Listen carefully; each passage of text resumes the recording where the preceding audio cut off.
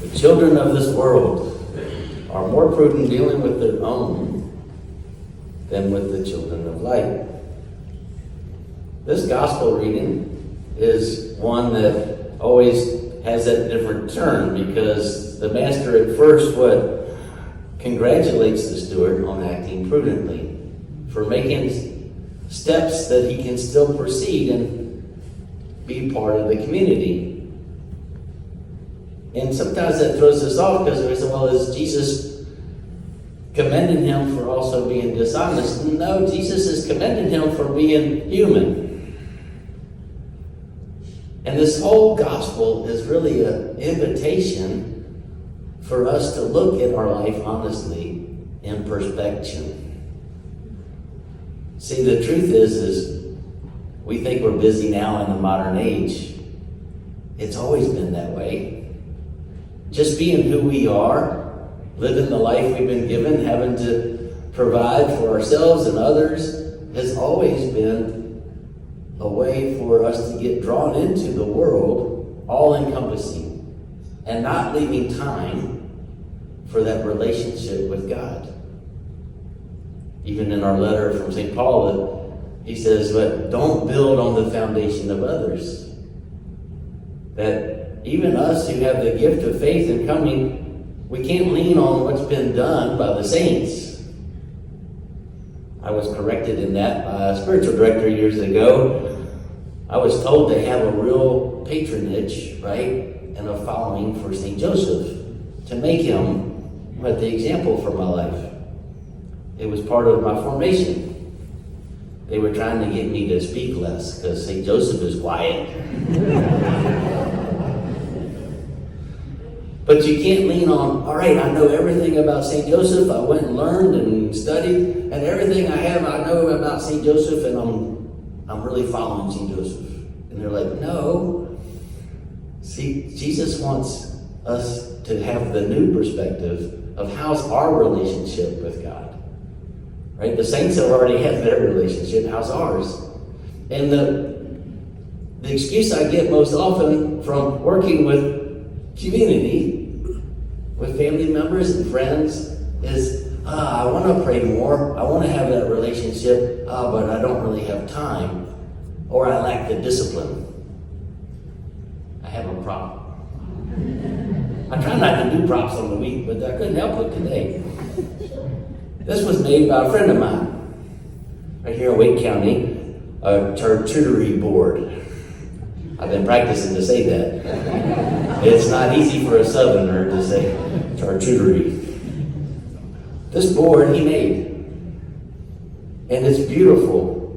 It's made out of these little 1-inch squares, all different ones, and he's cut them on a planer and then put them together, 2 different types of wood to get the 2 natural colors. And he's turned the grain in each one to match an ongoing theme, and then flipped it over there. It's an intricate, beautiful piece of work. And he made it. And this is the same friend that says, I struggle in doing morning prayer or night prayer. I hope you do know I recommend everybody in this room to have a regular routine of thanking God in the morning and thanking God in the night before we go to sleep. Those old-fashioned things. To be with the Lord in conversation in the morning, first thing, to start our day off with God. And at nighttime, in that great tradition, especially the Ignatian, of just a recap the day, to know how God's been with us all day and to acknowledge that. And yet, what's our experience of life? And I struggled with it too. It's pretty ingrained now.